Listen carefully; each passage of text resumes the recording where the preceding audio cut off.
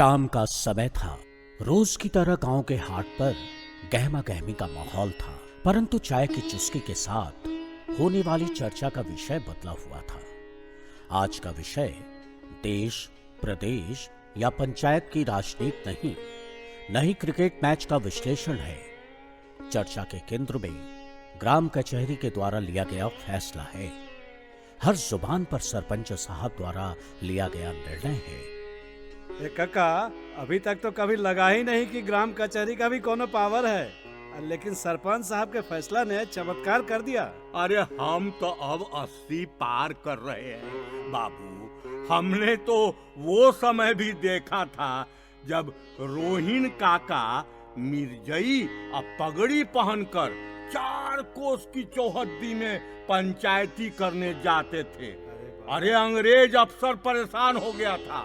इलाके का कोई मुकदमा कोर्ट कचहरी में जाता नहीं था। हाँ, ऐसा होता था। तो पर काका, हम लोगों ने तो ऐसा कुछ देखा नहीं। हमने भी तो 4 बार पंचायत चुनाव में वोट डाला। 3 बार से तो ग्राम कचहरी का चुनाव भी हो रहा है। अरे ऐसा नहीं है भाई, सरकार ने सब व्यवस्था कर दिया। अब ये तो हम लोग को देखना होगा कि सरपंच और पंच पद पर कैसा व्यक्ति उम्मीदवार हो, हम किसे चुने। छोटा मोटा मामला के सुलह सफाई के महत्व पर हम लोग का कभी ध्यान ही नहीं जाता है। बोलो भाई, खाली चाय पियोगे कि कुछ बोलोगे भी? अरे चाचा, जो हो, ई बार का पंचायती ता आंखें खोल दिया।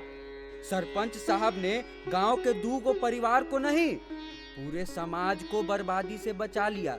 देखिए सरपंच साहब के साथ दरोगा जी भी आ गए। बहुत दिन जिएंगे। सही बात है, सही बात है भाई। तुम्हारे पंचायती ने तो आज पुराने दिनों की याद दिला दी। अब तो आज के नौजवान को भी ग्राम कचहरी पर भरोसा होने लगा। मेरा इसमें कुछ नहीं है। इसमें दारोगा जी, न्याय मित्र, कचहरी सचिव, पंच और गांव के बहुत सारे लोगों का सामूहिक प्रयास है। सरपंच साहब, सारी बात को विस्तार से बतावें। हाँ, बताइए ना। देखिए, हम लोग को भी जानना चाहिए ना। बताइए क्या बात है। हुआ यूं कि मधुसूदन मेरे पास कौशल के खिलाफ एक दरखास्त लेकर आया था। उसका आरोप था कि कौशल ने उसके बेटे जगदीश को अपने घर में जबरदस्ती बंद रखा और काम करवाया। उस समय मधुसूदन की तबीयत खराब थी, तो कौशल जगदीश को ही पकड़ कर ले गया और काम करने के लिए कहा। जगदीश बोला कि उसको फॉर्म भरने शहर जाना है, उसके जिंदगी का सवाल है। कौशल ने उसको घर जाने नहीं दिया। जब जगदीश को लेने मधुसूदन आया तो कौशल ने उसके साथ भी बदसलूकी की और कहा कि बेटा को तो छोड़ देते हैं, लेकिन याद रखना, पैसा लेकर काम नहीं करोगे तो अच्छा नहीं होगा। एगो केस कर देंगे तब सब हेकड़ी निकल जाएगी। तैश में आकर मधुसूदन और जगदीश ने भी कहा, अरे गांव छोड़ दें तो छोड़ दें, लेकिन आपका काम नहीं करेंगे।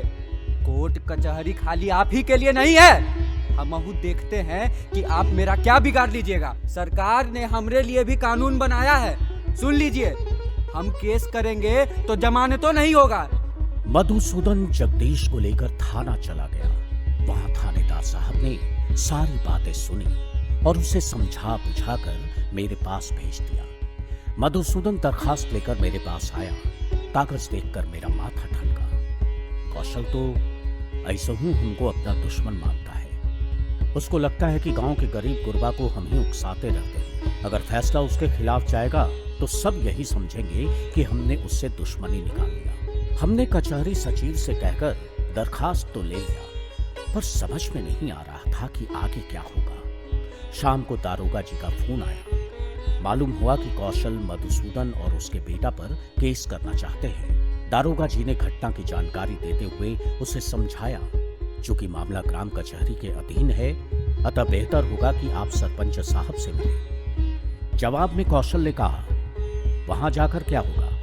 सरपंच साहब तो गरीब के मसीहा हैं, हमारी बात थोड़े सुनेंगे। उनको तो इसमें बदला लेने का मौका मिल गया है।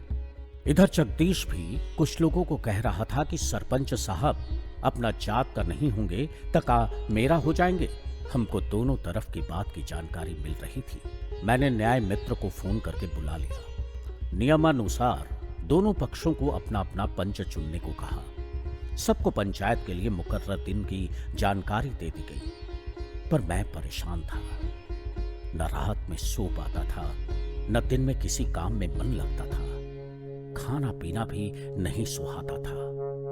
पंचायत के एक दिन पहले जब खाना खाने बैठा तो पत्नी ने कहा, अरे जाने दीजिए, दोनों के थाना फौजदारी में आप काहे परेशान हो रहे हैं? पर नहीं, आप तो यही सब में लगे रहिएगा। घर से तो कोई मतलब है नहीं। जाइए, हमको आपके साथ नहीं पगलाना है। ए दुल्हन, तुम ही दो रोटी इनको।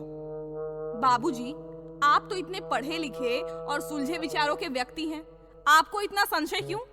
बहू, तुम नहीं समझती हो। ये एक ऐसा मामला है जहां यदि ईमान की बात करूं तो सामाजिक कटुता बढ़ती है, और ना करूं तो अन्याय होता है। बाबूजी, याद करें पंच परमेश्वर की वो पंक्तियां। क्या बिगाड़ के डर से ईमान की बात नहीं कहोगे? बेटी, कहानी लिखना या पढ़ना एक बात है, पर वास्तविकता में उसे जीना इतना आसान नहीं होता। पर कर्तव्य का पालन कर व्यक्ति अपने को संशय से तो निकाल ही सकता है। बहू की आवाज मेरे कानों में पड़ी। मैं हाथ मुंह धोकर सोने चला गया। रात में करवट बदलते बदलते बेचैनी के बीच बड़ी मुश्किल से आंख लगी, पर नींद में भी कभी अलगू चौधरी, कभी जुम्मन शेख, कभी खाला का चरित्र चलचित्र की तरह घूमते रहा। पंच परमेश्वर की ये पंक्तियां, पंच ना किसी का दोस्त होता है न दुश्मन, पंच ना किसी का दोस्त होता है न दुश्मन। पंच की वाणी में भगवान बसते हैं, कान में गूंजते रहा। सुबह नींद खुली तो मन भारी भारी सा हो रहा था। नहा धोकर नाश्ता करके ग्राम कचहरी के लिए चला। न्याय मित्र ने आवेदन को देखकर कहा, सरपंच साहब, यह मामला सीधा सीधा दफा 374 का है। इसके तहत 1 साल की सजा या जुर्माना या दोनों किया जा सकता है। चूंकि ग्राम कचहरी में कारावास का कोई प्रावधान नहीं, अतः हम अधिकतम 1000 रुपए का जुर्माना ही लगा सकते हैं। इससे यदि कोई समाधान मिले तो। इस सलाह से कोई समाधान नहीं हो पा रहा था।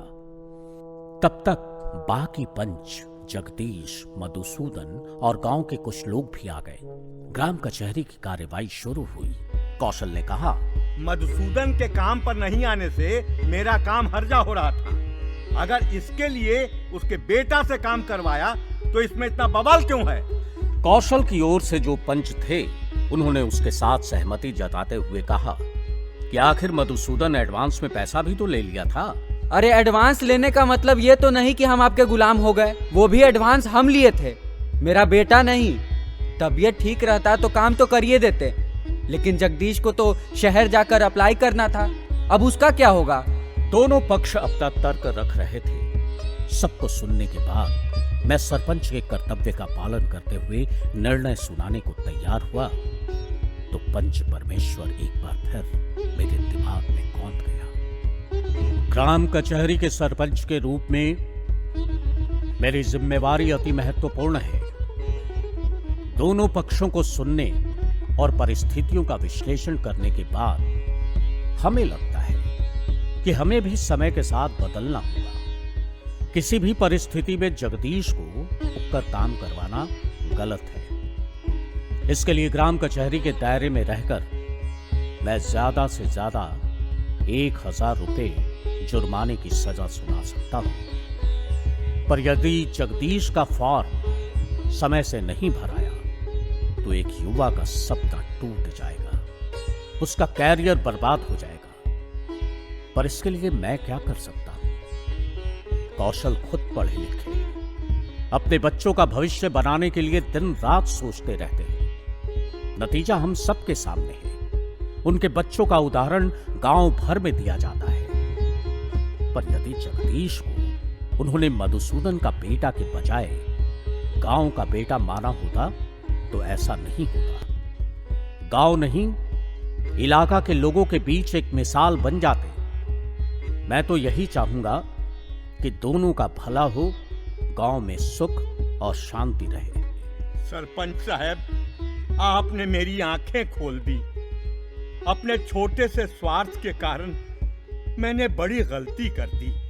मैं अपने किए पर शर्मिंदा हूं। अहंकारवश मैंने भी सोचा था कि केस मुकदमा में फंसाकर इसको बर्बाद कर देंगे, पर ऐसा करके शायद मेरे अहंकार की तुष्टि तो हो जाती, पर समाज में क्या मुंह दिखाते। मैं कौशल सभी गांव वालों के सामने अपने किए की माफी मांगता हूं और चाहूंगा कि जगदीश को शहर जाकर मैं ही फॉर्म भरवाऊं।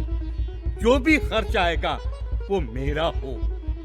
बाकी ग्राम कचहरी का निर्णय सर आंखों पर। गलती तो हमहू सोचे थे, सोचे कि देहो बिक जाए तो बिक जाए, इनको तो चैन से नहीं बैठने देंगे।